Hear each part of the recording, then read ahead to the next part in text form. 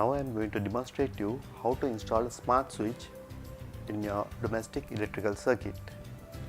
First of all, the remaining holder you have to disconnect like this. You have to unscrew the two wires from the terminals like this. You can use a screwdriver. You can unscrew the two screws like this.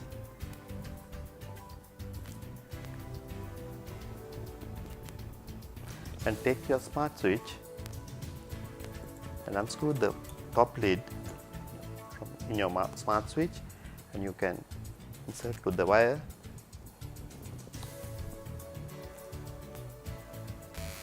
The two wires you can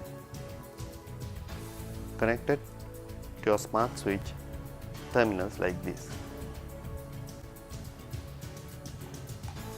and you can close your top lid like this. Your smart switch, you can put any kind of bulb to your smart switch, any kind of domestic remote control, on and switch it off like this. We will say CFL bulb,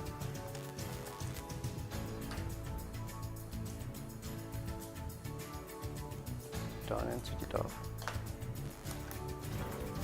We'll say LED bulb,